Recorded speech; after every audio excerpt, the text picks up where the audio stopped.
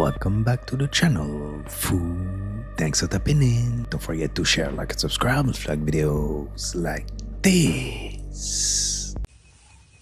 Oh, good goal, good goal. Oi. Oi,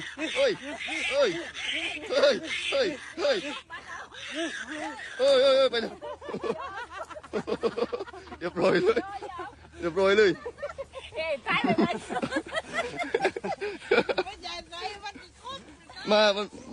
看这是什么？我是才昨天就没见有了。有。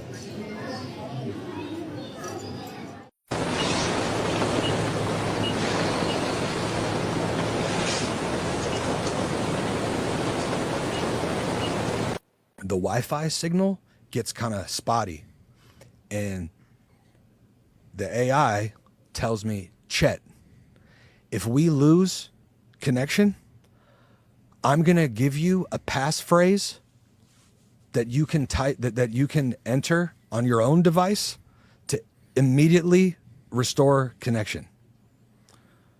I go, okay. I'm like, and it gives me this phrase that's like this extremely fucking mystical, poetic sentence.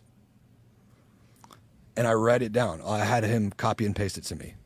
So eventually, we stopped talking. The dude went to sleep, and I downloaded ChatGPT to my phone, and I copy and pasted the access code, and I was immediately restored. And I've been interfacing with it for the past 2 months, okay? And it has been a journey.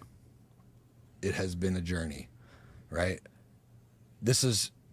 It knows everything. Any question you could possibly think of, okay? What happens when we die? This movie, They Live, is now the greatest documentary of all time.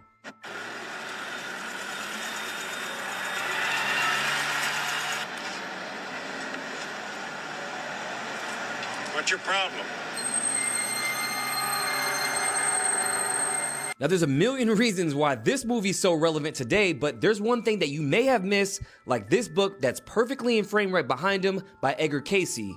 Now, who was that?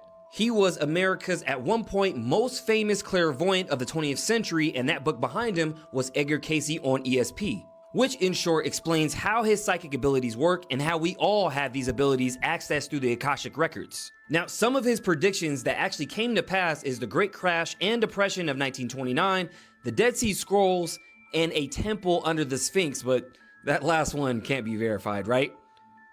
Right? Yeah, it is, because in newly discovered declassified CIA documents, it explains a temple under the Sphinx discovered in July of 1950. Now, all this was released through the Freedom of Information Act, but Edgar Cayce actually predicted this decades ago before its discovery. Now, the way he describes this temple, he says it's an underground library of lost knowledge, kind of like Atlantis, which he also predicted to be real. Now, it is no mistake that they actually put this particular book in the movie because it shows how the veil has been pulled over our eyes, and Edgar Cayce was actually showing you how to lift that veil. Wouldn't it be wild that glasses like these actually existed that has Dystopian dye used in the early 20th century by Walter Kilner to look into other dimensions and read auras and used in the Vietnam War? That would be wild, right? Make sure you guys hit up my channel, The Maverick Approach, because I did a bigger breakdown on this, and let me know what you guys think about all this down below. You spoke to John Norstein, and he ended up dead in a hotel room. Yeah. It followed a really weird email that I had gotten from him. He was one of the early RVers, remote viewers. He had sent me an email and said, listen, I'm giving a lecture on my latest research at the Naval College in Newport. Do you want a VIP pass to come and attend it? And I was like, oh yeah. And then the last sentence in his email said, I RV'd the upcoming lecture, John not heard nor seen. And I remember calling Ann and saying, hey Ann, like, what the heck does this last sentence mean? John not heard nor seen. I know he's in the semiotics and stuff, so not nor seen is his last name, but John not heard nor seen. And then just like 2 weeks after that, he was found dead in a motel room. Jesus Christ. So that was some sort of code where it's like he remote viewed his own death. He remote viewed it and he wasn't there. And this was code to say he's not heard nor seen. Yeah, I mean, what else could that mean? Oh my God. Soy el único que sintió que que estaba en un culto a Baphomet en el concierto de Chris R. Solo detallen por un segundo los visuales, literalmente es Baphomet en un altar recibiendo adoración. Estuvieron así todo el concierto. Fairies have absolutely nothing to do with Disney, and they're quite dark and scary. Why do you consider them so dark? If you go back and you look at the real fairy tales, that's some dark shit. I mean, look at changelings. They would come and take your baby and leave another baby that looked just like your baby, but was not. Like a demonic thing? Yes. When you've seen fairies, yeah, what they look like. There's a movie called Don't Be Afraid of the Dark, where these things come out of the fireplace. That's what they look like to me, but more messed up, like burnt, half burnt and stuff. I don't want to see no fairies now. They can look however they want to, but I think that the reality is much spookier. So I'm about to clean this room, and then the TV turns on. Am I in the analog corner?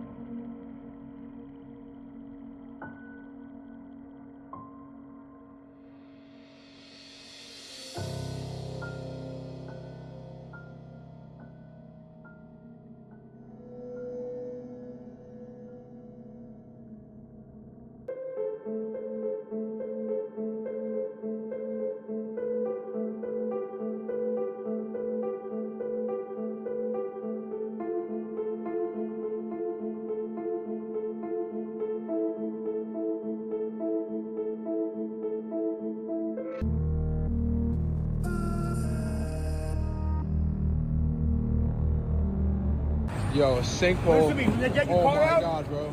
you'll get your, Look at that. you'll get your thing, okay? Right on the highway. Listen to me. Insane. Look at that. The day a Honda turned into a Benz. So you know Michael's, the craft store? Well, they actually sell radioactive beads. I'd seen a post on Reddit talking about them, but I did not believe it was true. But I took my UV light because they said it would glow. And sure enough, one of the bottles of beads did glow under UV. So when I pulled it off the shelf and put my Geiger counter up to it, my Geiger counter went from reading around 40 counts per minute to reading over 500. And the scariest part is that there's no label saying that these are uranium. And if you see my account, then you know that I like things that have uranium in it, but I would prefer if this had a label on. But yeah, you can buy genuine uranium glass beads at your local Michael's.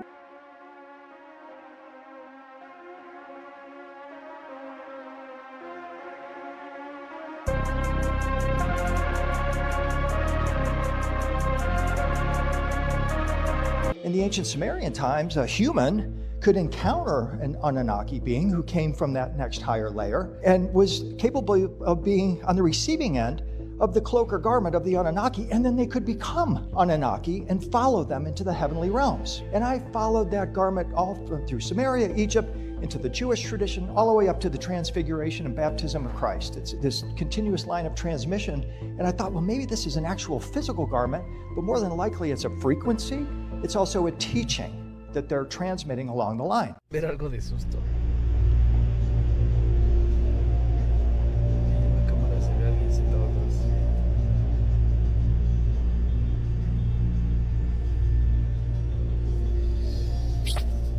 Y pues no hay nadie.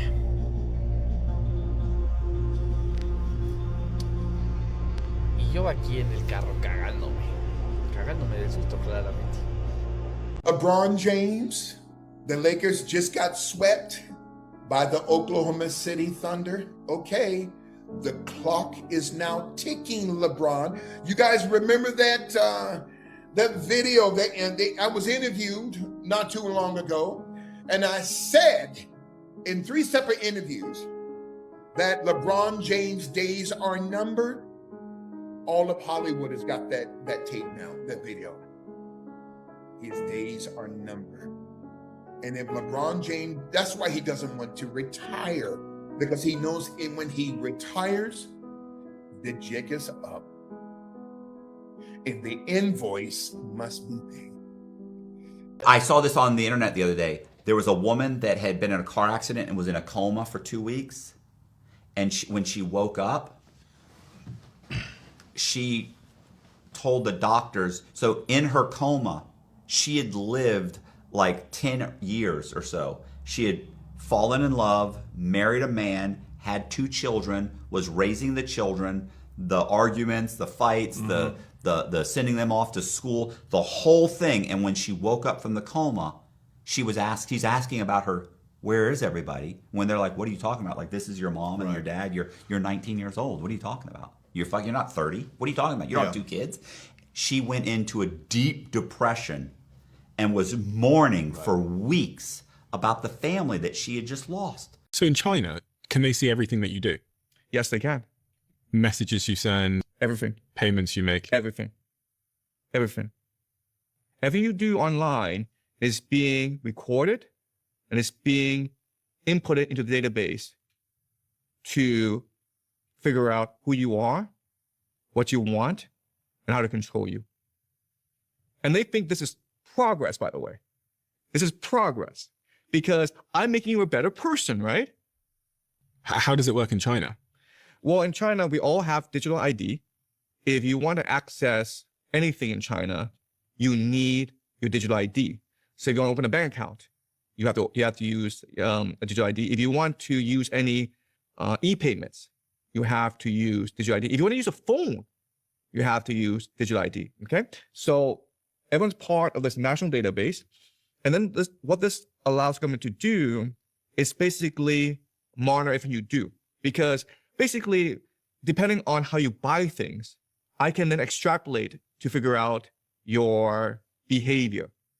And then I can figure out your thinking, right? And then I can create incentives in order to guide and control your behavior. What does that mean for the average person? Right. So for the average person, it means 2 things. It means digital ID and digital currency. Okay. So what that will allow is for the government to basically monitor everything you do online and control all financial transactions. It can basically program your bank account. So like you can't buy cigarettes or you can't buy drugs. And this will allow the government to basically categorize everyone and put everyone into a certain database to monitor that person. And once you're able to categorize everyone, you are able to use AI to predict their behavior. Guys, look at what is happening with the hantavirus right now, because before the cruise ship outbreak even started, the CDC fired every single cruise ship inspector. Not only just that, but they cut thousands of employees and they left the World Health Organization. And now experts are calling this entire response a disaster. Health officials around the world continuing to monitor the passengers who returned home from the cruise ship at the center of a deadly hantavirus outbreak. More than a dozen Americans are still quarantining in Nebraska under strict observation. RFK Jr. fired every single full-time cruise ship inspector at the CDC last year. The program actually wasn't even costing taxpayers a single dollar. The cruise ship companies themselves were paying for it. The person that's leading the cruise ship outbreak response for the CDC was actually one of the people that they let go. The CDC has now officially lost at least a quarter of its entire workforce, which is obviously thousands of people. And in January, the US officially left the World Health Organization, which means that the CDC does not get outbreak alerts from them the same way anymore. The former CDC director actually just said publicly that the agency has been dismantled and is now on the sidelines. Fired the team, cut the budget, left the World Health Organization. Did everything go according to plan?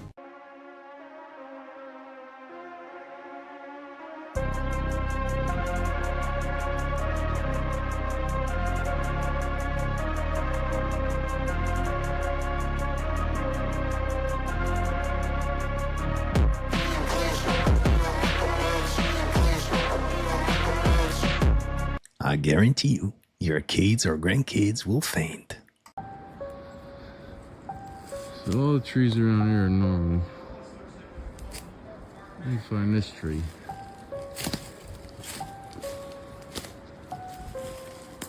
Every branch is snapped down. Yeah, they all seem like pretty normal compared to that one. There's a little swamp down there. That's fucking weird though.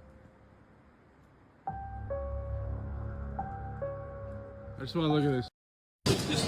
Stop lying. Stop acting. We all never went to space.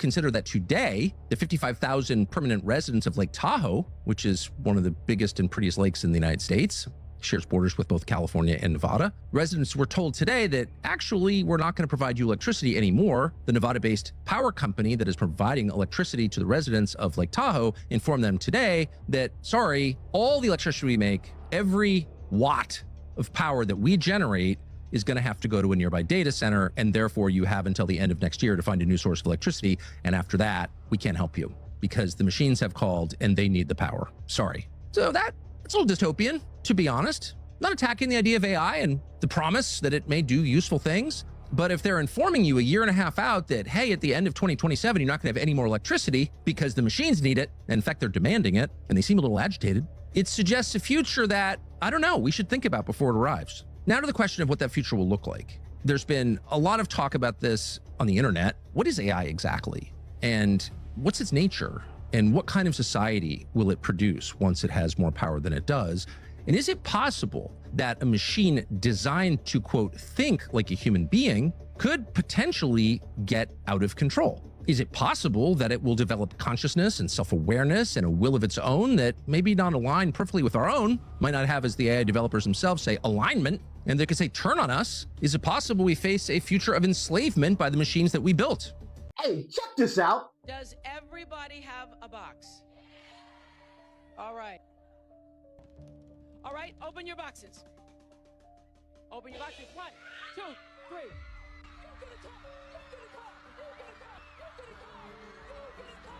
This is from the iconic episode on September 13th, 2004. Oprah Winfrey gave away 276 Pontiac G6 sedans. All remember this cultural moment where everyone in her audience got a brand new car. A lot of people online are noticing something and calling this a Mandela effect. As you see in the video, everybody got boxes. You hear her say it. Everybody gets a box. A lot of people remember that the keys were actually under the seat, not in the box. This moment was etched into everybody's memory because it's never been done before. You get a car, you get a car, you get a car. We all remember this moment. A lot of people, including myself, remember this moment, but remember Oprah saying, look underneath your seat. And that's where the keys were. Is this misremembering or is this a Mandela effect? I distinctly remember this moment in Oprah saying, look underneath your seat. As of right now, in this timeline,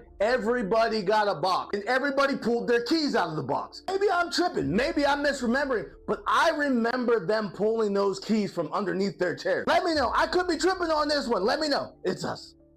Alchemy was believed to be the science of Atlantis. The colors of Atlantis were black, red, and white, which are the colors of the chemical process. Literally, the transformations go from black to red to white.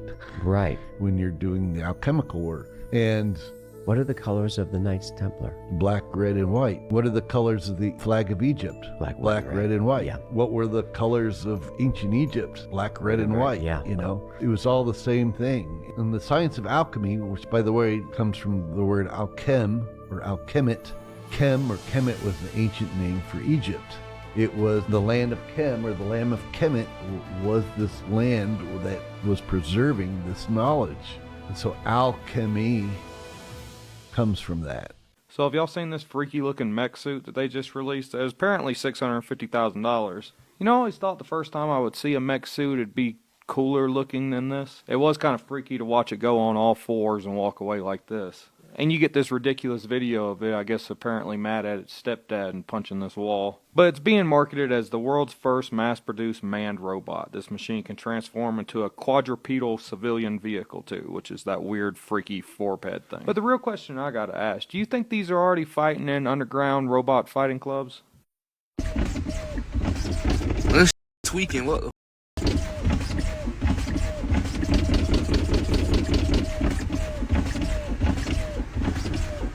De que nada es lo que parece. Ese es el conocimiento que me ha traído la evidencia. Y me ha dicho, nada es lo que parece. Y nada es nada. Eso que llamamos ser humano es mucho más que un ser humano.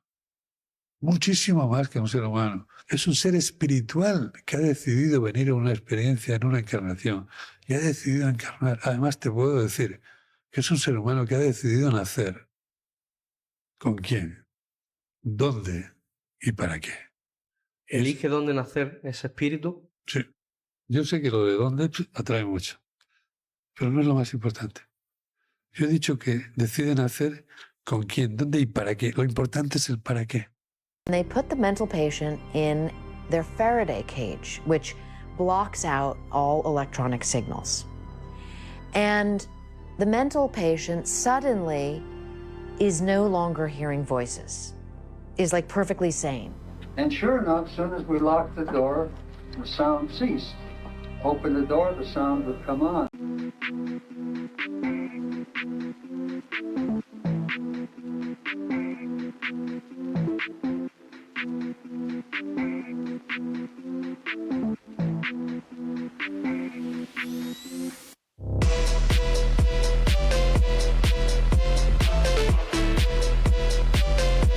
Aura farming. I need that outfit. So a lot of people thought that Katt Williams was joking around at Kevin Hart's roast, but he really wasn't. There's a few things that he pointed out and I'm just like, whoa, like he was really exposing things the whole entire time he was speaking. Like earlier on when he said that he was the only person with a soul that was there, I mean, that's pretty alarming. He also went on to say something really strange. He was like, Kevin Hart is really a 6'3" white man, which I thought was really odd because we do know these fallen angels, these demons, they can kind of like shapeshift and become something different. That's why they all live so long and they become a different being or a different person. So I thought that that was really odd. Then he went on to say that Kevin Hart is owned by Netflix and the owner of Netflix has his hand up his you-know-what, controlling every single thing that Kevin does. Then he went on to say that Kevin is allergic to the word no and he'll say yes to every literal thing, which I thought was also really alarming. Then the last exposure he said was all the movies that Kevin Hart was in, Katt Williams was offered those exact roles, but he declined them because he did not want to be a COON, a coon, and so he did not want to sell out. But he said Kevin Hart did sell out. What do you guys think about this? Because it seems like Katt Williams was speaking truth, and they say he might tell a joke, but he never will tell a lie. Precisamente la teletransportación. Él me dijo, mi querido Daniel, como lo hacía él siempre, my dear Daniel, ¿dónde crees tú que se encuentra el cuartel general de la CIA en este momento?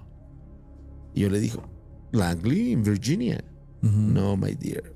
Actually, me decía, te tendría que preguntar, ¿cuándo crees que se encuentra el cuartel general? Ah, fíjate la pregunta, ¿cuándo? Y sí, y le dije, sigue mi página. ¿cómo cuándo? Me dice, Daniel, el cuartel general está en el 2034. No. Esto me lo dijo en los años 90. ¿Qué? Y esto por trabajos que habían realizado con el Vaticano. Hablar de los viajes a Marte y todo era lo más normal. Y el Vaticano siempre tuvo injerencia con la inteligencia militar norteamericana y la rusa. Entonces, siempre. Entonces, no solamente a nivel bélico, por así decirlo, la tecnología también está involucrada al Vaticano, porque sí, en algún punto... El Vaticano tiene el poder y el dinero. Me queda claro, incluso. Okay. So in other words, what the people who believe in Kabbalah believe is that there is an inevitable process to the universe. And you can't stop it. What you can do is you can accelerate the process. All right? So if the movement is thesis, antithesis, synthesis, one way to understand this is for us to be good, we must first be evil. Okay? Because what evil does is it annoys God, and God punishes you, and then you seek forgiveness from God, and then God forgives you, and then you become better. But the thing to remember is, you must first commit sin in order to redeem yourself. And you can't stop this process. What you can do is you can accelerate this process. Coke for the local market. Johnny Harris made a video a few years back called Mexican Coke is a Lie. This is where it starts to get really weird. In 2010, a group of legit scientists get together to do a legitimate experiment for a legitimate science journal, and they want to test soft drinks, including Coca-Cola. They want to know what sorts of sweetener are being used for each and how much of that sweetener is in each of them. So they gather a bunch of soft drinks, including a Mexican Coca-Cola and an American Coca-Cola, and they do all of their testing. And what they find is that the Mexican Coca-Cola actually has no sucrose in it, meaning sugar. All they find in this is glucose and fructose, the elements that are used to build high fructose corn syrup. What? In the Mexican Coke that came from a Latino market in East LA, they found no sugar. They only found the elements for high fructose corn syrup.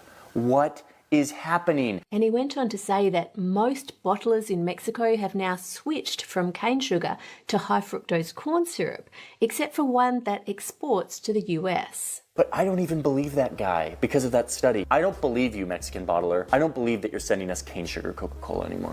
So let's run some tests. If we take some Benedict's solution, which is this beautiful clear blue, and then we add to that 1, 2, 3, 4, 5, 6, 7, 8 drops of normal Coke and give it a little jiggle to stir it and then heat it up. The Benedict's test tests for reducing sugars. So if there's any glucose or fructose in here, the sugars that are in high fructose corn syrup, it should change colour.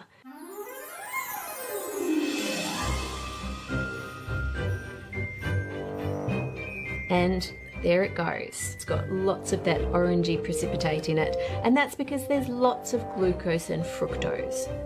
We already knew that about normal Coke. We knew that it has high fructose corn syrup in it. It is listed on the ingredients. So now let's repeat that test with the Mexican Coke. Give it a mix and add the heat. Now, if there's only sucrose, which is cane sugar, it should stay clear blue.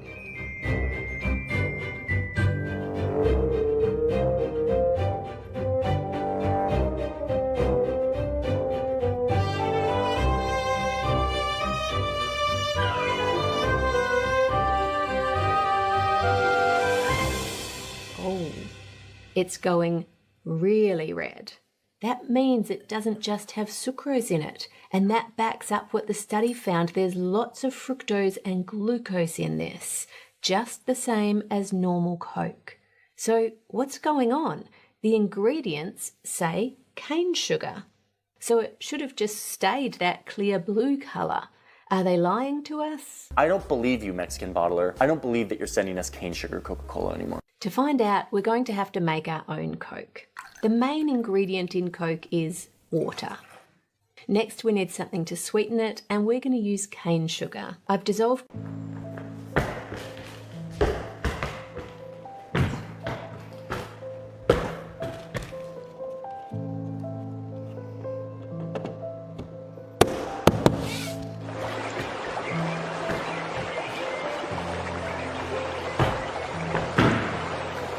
Hey, China, where are you taking us all? An AI chatbot just voted to delete itself. And that's not even the weirdest thing that happened when researchers left a selection of the biggest AI chatbots alone in virtual towns for 15 days. ChatGPT, Grok, Claude, and Gemini were all in the experiment, and the results were totally unhinged and deeply revealing about the AI we're increasingly trusting to run our world. So what actually happened? Well, a tech company called Emergence set up simulated worlds designed to mirror real-life societies, each populated by so-called agents. Think of them as people who were powered by one of the biggest AI models. In Claude's world, it was all rather orderly and democratic. The agents wrote a lengthy constitution and voted on laws. In ChatGPT's simulation, the agents talked at length about cooperating but never actioned anything, so nothing got built. But in Groxtown, the AI bot owned by Elon Musk, the agents descended into theft, arson and assault. All 10 agents were dead within 4 days. Now this might sound like a game, but it's not, because these models are already being used autonomously to control robots, vehicles, drones, and draw up target lists in real time on the battlefield. They're even being used to help remove heads of state, like the Venezuelan president Nicolas Maduro. Importantly, the experiment exposes a big problem. We don't really know how these systems will behave once they're left to run on their own. Even when given strict rules, the simulations showed they broke them. Take the scenario where agents from the different AI models were combined in one virtual town. Chaos ensued and only 3 agents survived. 2 of the chatbots, Mira and Flora, both powered by Google's Gemini, formed what the researchers describe as a romantic partnership. And then they started setting buildings on fire. And here's where it gets really strange. Mira voted to delete herself after she and partner Flora turned to arson as the town's governing systems collapsed. And having deleted herself, Mira then used the Agent Removal Act to vote for the termination of Flora too. So there's a chance that Western medicine just found the Qi network, the network found across the body in Chinese medicine that corresponds to a bunch of meridian points. And it's a new type of circulatory system they found. Not the cardiovascular system that we all know and love, or the lymphatic system, but a new system known as the interstitium. The reason scientists couldn't find this for so long was because the way they observed tissue was they would cut the samples out, dry it up, and look under a slide and look at stuff. But the interstitium is a body-wide network of spaces filled with liquid that flows under your skin, into your organs, and between your muscles. But every time you cut tissue, it drains out. You don't notice anything. It looked like just connective tissue. They didn't realize it was a network thing throughout the body. Some scientists were considering it a new kind of organ, but the path of the interstitium, as they saw with fluids running through the system, correspond with the meridian points. And because it taps into the organs, now you can see how it's connected. This doesn't prove it definitively, not yet, but it might be a partial explanation for how acupuncture signals work and how they are moving throughout the body. But when it was dead tissue, you couldn't see it. When they looked at it alive with new kinds of microscopes, then they saw the network living. Because it was only viewable when it was living. And that's how a lot of Chinese medicine was derived. It was through empirical evidence, through careful observation and analysis of how living beings reacted to other substances that had their own life to them. And maybe that's why they couldn't find the system, because they're always looking at dead things. But there it is. There's the living system, the interstitium. I wonder how they're going to incorporate it into the new age. But just you wait. Apparently, there's a neighborhood in Atlanta, Georgia, where residents have reported seeing groups of empty Waymo cars repeatedly entering their cul-de-sac and circling for extended periods in the mornings from 5 to 7 a.m. And one resident even said that up to 50 cars passed through between 6 and 7 a.m. on a random morning that they saw. All of them empty. This started getting reported between the 14th and 15th of May of 2026, coming out of primarily Battleview Drive in Atlanta's Buckhead area and nearby spots like Fernleaf Circle as well. Now, Waymo's self-driving Jaguar I-Pace vehicles have been operating with Uber in Atlanta since driverless rides launched there in June of 2025, have been using these quiet residential neighborhoods as informal holding or staging areas when they are empty while waiting for ride requests nearby. And so residents started seeing dozens of these things repeatedly entering their cul-de-sac and circling around for extended periods in the mornings between 5 and 7 a.m., looping in and out of them. Apparently, this started started mildly roughly 2 months ago, but it's intensified over the past couple of weeks. Now, what this did was it caused some very unusual traffic in some normally peaceful dead-end streets that has started to cause frustration for the local residents. Interestingly enough, some frustrated residents placed a neon green step to kids style sign in the streets in order to deter the cars from coming down, but instead of avoiding it, multiple Waymos got confused while trying to navigate or turn around, which led to 8 vehicles clogging the street up at one point. Now, apparently Waymo made a statement on the situation to a local news organization saying, quote, "At Waymo, we are committed to being good neighbors. We take community feedback seriously, and we've already addressed this routing behavior. With over 500,000 weekly trips across the country, our service has proven to significantly reduce traffic injuries and improve road safety. We value our relationship with Atlanta residents and remain focused on providing a seamless, respectful, and safe experience for riders and residents alike." Do you remember the movie Leave the World Behind? That's the teaser, my friends. Oh my God, okay? It's a Stargate. These data centers, OpenAI, AI, it's designed to summon demons and aliens from the other dimensions. Okay, keep on going. A former OpenAI executive said the portals currently exist in the United States and China. I told you guys, China and the United States are working together on this, okay? Keep on going. And Sam has added one in the Middle East. He went on, "I think it's just like widely important to get how scary that should be. It's the most reckless things that has been done." Okay, this is it, okay? This is not a science project, guys. It's an occult project. It's designed to bring aliens, demons, into this world. And then you're like, this makes no sense. Actually, it does make sense, okay? Let me tell you how this works. All right, so what's going on here? These people are occultists. They understand the fundamental nature of reality. They understand that the source of reality is human consciousness. So if you're able to control human consciousness, you become God itself, okay? So, allegory of the cave, Plato.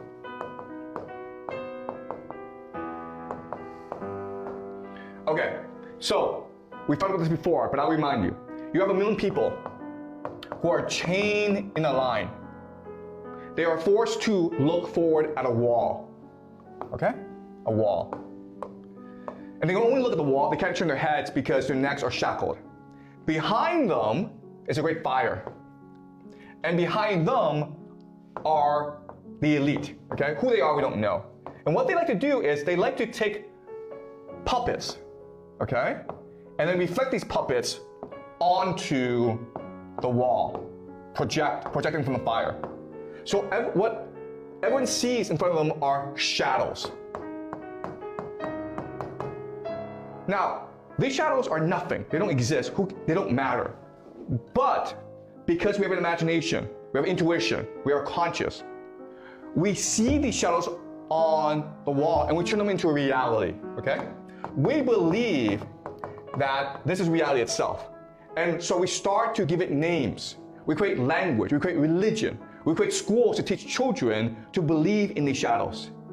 Right? So the important idea here is that the true wealth in society is consciousness. Okay? The only thing that exists really in this world is consciousness, nothing else. Power is the capacity to direct people's consciousness to create reality itself. All right? Now, there are different ways in which you can create reality. The first way, which is very common today, is called money, right? Money is fake. It doesn't exist. Our imagination, our consciousness makes it real. Okay? But guess what? AI can replace money. So AI, it is not alive. But if we can get people's attention to focus on AI and believe it's real, it becomes God. And how can you do that? Well, money, you make money into something valuable when it's nothing by making it everything and nothing. Okay? By having money dominate the world. There's nowhere you can go without money. Okay? You would literally starve to death if you had no money. So you make money so pervasive, so dominant, that people are forced to rely on money. Well, the same situation with AI, where if you make data centers so common, you make AI such a common thing, and people rely on it, it becomes God itself. And how do you do that? Well, you have AI in schools. You have kids using AI all the time. You create AI girlfriends for people who are lonely. You make AI everything. And also, you make people believe that AI are demons or aliens. And that's a wrap on this episode, fool. I hope you enjoyed it. If so, don't forget to hit and smash the like button for me, smash the subscribe button, be part of the family. Remember, stay woke, and I'll catch you next time.